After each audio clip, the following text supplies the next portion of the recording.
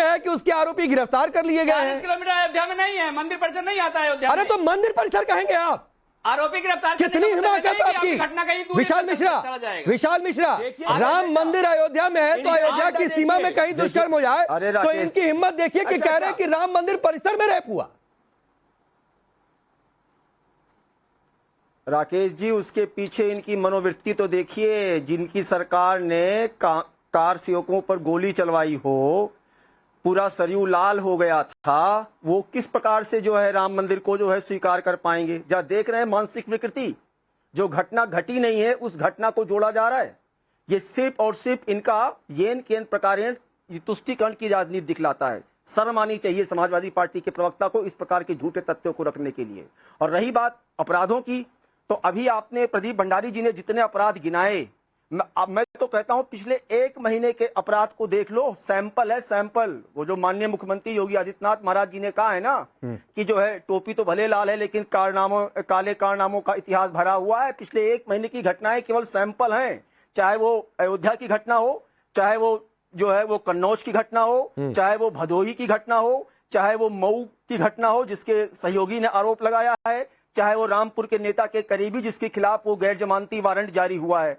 और तो और छोड़िए राकेश जी, इनसे जरा पूछिए ना कि माफियाओं के सामने नाक रगड़ने वाले, दंगाइयों के सामने घुटने टेकने वाले कैसे उनका महिमा मंडन करते थे, और आज यहाँ पर बैठकर बहुत बड़ा बड़ा प्रवचन दे रहे हैं। तो उसके लिए इनके लिए वही वाली बात है कि नजर नहीं है, नजारों की बात करते हैं, जमीन पर चांद सितारों की बात करते हैं। वो हाथ जोड़कर बस्ती को लूटने वाले भरी सभा में सुधारों की बात करते हैं। नहीं, लेकिन यहाँ तो 64,000, लेकिन यहाँ पर विशाल मिश्रा भरी सभा में क्या, महाराज जी ने भरी सभा नहीं भरे शो में छुड़वाया है। इस समय राष्ट्रवाद को देख रहे करोड़ों लोगों के सामने समाजवादी पार्टी के नेता प्रवक्ता ने कह दिया कि राम मंदिर में रेप हुआ। सबके आराध्य है। वरुण पुरोहित जी, क्या आप आलोचना करना चाहेंगे धर्मेंद्र यादव की इस बात का? आपके एक नेता ने तो कहा था, उदित राज ने, उन्होंने अलबत्ता उसके बाद माफी भी मांग ली, लेकिन हिमाकत देखिए, पहले कहा भी फिर जस्टिफाई भी किया कि राम मंदिर तो अयोध्या में ही है। इतनी जुबान तब नहीं खुली जब मोहित खान का केस सामने आया तो नहीं माफी मांगे,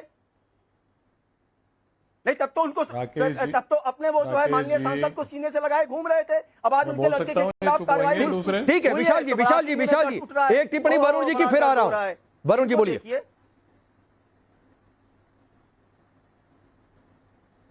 राकेश जी, मैंने कई बार कहा शाब्दिक आचरण बड़ा मर्यादित होना चाहिए राजनीति में आप होते होते। अगर किसी पार्टी के आप प्रवक्ता हो, चाहे भारतीय जनता पार्टी हो, चाहे समाजवादी पार्टी, तो आपको एक एक शब्द, क्योंकि आपके शब्द पूरे देश में फ्लोट होते हैं, नेशनल चैनल्स पे जब हम बोलते हैं तो शब्दों का आचरण, उसकी मर्यादा इतना तोल मोल के बोलना चाहिए कि आपकी पार्टी पे कोई फर्क नहीं पड़े। और अभी तो योगी आदित्यनाथ जी की राजनीतिक अस्तित्व की लड़ाई लड़ रहे हैं वो तो, और अखिलेश की भी राजनीति क्योंकि मजबूत है उत्तर प्रदेश में अखिलेश की पार्टी और योगी आदित्यनाथ की फाइट है पॉलिटिकल। तो अखिलेश की जो पार्टी है समाजवादी पार्टी के, एक एक आदमी को सतर्क हो जाना चाहिए। अगर उनका कोई सदस्य कोई बदमाशी में लिप्त है, कोई गुंडागर्दी में लिप्त है, उसको तुरंत प्रभाव से इनको चुनाव तक तो कम से कम इनको हटा देना चाहिए पदों से। अरे कैसे हटाएंगे, तो उम्मीदवार है। सबसे बड़ा इश्यू जो आपने उठाया वो है जो मेरी बात तो सुनो, मैं उसी पे आ रहा हूँ। सबसे बड़ी बात क्या है कि इस समय जो बेटे बेटी हैं, चाहे सांसद हो, मंत्री हो, एमएलए हो, किसी भी पार्टी के, उनके बेटे बेटियों को किस प्रकार से टिकटें दी जा रही है पूरे देश के अंदर, तो ये राजनीतिक व्यवस्था को तो पैरालाइज करने का ही प्रयास है। अब जब आप पिताजी सांसद हो गए हैं तो उसके बेटे को आप किस बात की टिकट दे रहे हो? ये सब पार्टियों को लागू होना आवश्यक है अगर पॉलिटिकल सिस्टम को कोलैप्स होने से बचाना। ये बहुत बड़ी इश्यू है। और जो एफआईआर हो गई तो ठीक है, किसी ने कंप्लेंट कराई, एफआईआर दर्ज होगी, इन्वेस्टिगेशन होगा, पता लग जाएगा। सबसे ज्यादा विपक्ष को सतर्क रहने की जरूरत है, क्योंकि ये जो लड़ाई है उपचुनाव और आने वाला विधानसभा, योगी आदित्यनाथ जी का पॉलिटिकल एग्जिस्टेंस की लड़ाई है। और क्योंकि विपक्ष मजबूत हुआ इस लोकसभा चुनाव में, तो विपक्ष को तो बहुत ज्यादा सतर्क हर तरह से रहने की आवश्यकता है। सुबह शाम सड़कों पे आने की आवश्यकता है जनता के इश्यूज की। मैंने कई बार कहा कि विपक्ष ने 10 साल में, लेकिन अभी जो धर्मेंद्र यादव ने कहा उस पर भी तो बोलिए सर। कोई जन आंदोलन, राम मंदिर वाली जो लाइन बोल दी कि मंदिर परिसर में रेप हो गया, ऐसे बोलकर निकल जाने दे क्या? नहीं, मेरी बात तो सुन लो पूरी, मेरी भी हो जान दो, सबने इतनी देर बोला। दूसरी बात, अगर भारतीय जनता पार्टी की बात करें तो उड़ीसा में आते ही कितना विभत्स कांड कल ही हुआ है, परसों हुआ है, उस पर भी भारतीय जनता पार्टी को एक्सप्लेन करना चाहिए। अभी भंडारी जी ने नाम गिनाया चिन्मयानंद और कुलदीप सेंगर का, तो आपने गिनाया चिन्मयानंद कुलदीप सेंगर का ही है। सारी पार्टियों में हो रहे हैं, तो ये एक पैन इंडिया प्रॉब्लम है। दूसरी पार्टी पे आरोप लगा दें, अपनी पार्टी को दूध का धुला बता दें, तो मूर्खता की बात है। जनता तो समझ रही है इस बात को कि सारे एक से हो चुके हैं, सारे दल चट्टे बट्टे एक से नहीं सर, अरे सुनिए, आपने उड़ीसा का जो जिक्र किया उसमें भी अभी कई बातें सामने आने लगी हैं सर। तो आखिरी नतीजा आने दीजिए, हाँ एग्जैक्ट वहां पर हुआ क्या था वो भी पता चल जाएगा, उस पर भी चर्चा कर लेंगे। सर मैं आपको 20 सेकंड और दे रहा हूं, आप क्यों नहीं धर्मेंद्र यादव पर बोल रहे हैं कि उन्होंने गलत बोला कि सही बोला आपके हिसाब से? जी, अयोध्या में कहीं भी रेप हुआ तो बोल देंगे मंदिर परिसर में रेप हुआ। बोला राकेश जी, मैंने बोला नहीं बोला सर आपने? मैंने यही तो बोला, शब्दों को तोल मोल करके। नहीं तो आप ये कह ही नहीं रहे कि धर्मेंद्र यादव ने गलत बोला। आचरण बड़ा समझ के करना चाहिए। आप ये एक लाइन नहीं बोल पा रहे कि धर्मेंद्र यादव ने गलत बोला। मैंने तो कह ही रहा हूं ना, धर्मेंद्र यादव, अरे भाई मेरे आप चुप रहोगे जब भी तो बोलूंगा, उस पर आऊंगा। मैं कह रहा हूं धर्मेंद्र यादव को भी तोल मोल के अपने जैसे मंदिर परिसर। ठीक है, 20 सेकंड और धर्मेंद्र यादव आप लीजिए। है ना, राम मंदिर आपको एहसास है कि आपने क्या बोला? चुनाव था किसी बयान।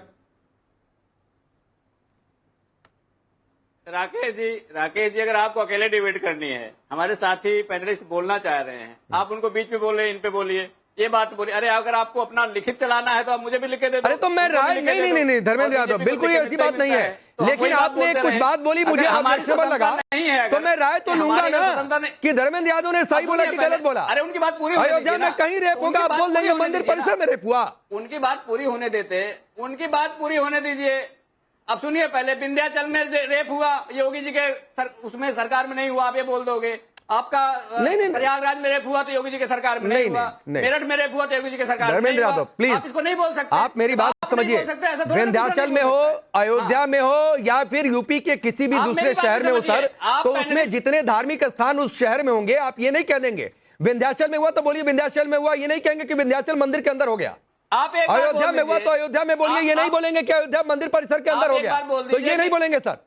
आप बोलिए, बिल्कुल बोलिए, आप समझिए इस बात को, इस बात की गंभीरता को। आप सुनिए, आप एक बार बोल दीजिए, एक बार अरे चिल्लाओ मत, आप एक बार बोल दीजिए कि उत्तर प्रदेश महिला अपराध में नंबर 1 है योगी सरकार में। अगर इतनी हिम्मत है आप बोल के दिखाइए। नहीं जो, अरे नहीं धर्मेंद्र यादव, अगर आंकड़े ये बता रहे हैं कि इस समय महिला अपराध में नंबर 1 है, तो रहेगा मेरे कहने या नहीं कहने से, या मैं कह दूंगा कि नहीं है तो गलत थोड़ी नहीं हो जाएगा, सही थोड़ी नहीं हो जाएगा। आपके राज्य में पहली बार सपा राज्य में यूपी अपराधों में नंबर 1 हो गया था, 5 अपराधों में। एक आखिरी जवाब प्रदीप भंडारी, क्योंकि अमेरिका से खास रिपोर्ट आई है, वो दिखा रहा है। महिला अपराध में उत्तर प्रदेश नंबर 1 मैंने बताया, दलित के साथ मैं कह रहा हूं देखिए, बात होती है एक्शन की। हमने बंगाल के अंदर ममता बनर्जी से सवाल क्यों पूछा? क्योंकि आरजी का रेप और मर्डर केस पे वो एक्यूज को प्रोटेक्ट करने का प्रयास कर रही थी। मेरा इशू ये है कि इन्हें कॉन्स्पिरेसी के तहत मंदिर बोला है, कोई आप एकदम से नहीं निकला है। ये अखिलेश शासन के वक्त क्या था, आप भूल गए राकेश जी? कैसे अयोध्या में मंदिरों की घंटी रुकवा दी जाती थी जब पूजा होती थी, क्योंकि अखिलेश उस वक्त समाजवादी पार्टी के शासन का ये ऑर्डर था। अभी तक ये अपोलोजाइज नहीं कर सकते। क्या किसी दूसरे धर्म पे ऐसा बोलेंगे? नहीं बोलेंगे। मोहित खान को क्यों प्रोटेक्ट किया है? क्योंकि वोट बैंक की राजनीति है। आज मैं हिंदू के रूप में आहत हुआ हूं और देश के 100 करोड़ हिंदुओं का इन्हें अपमान किया।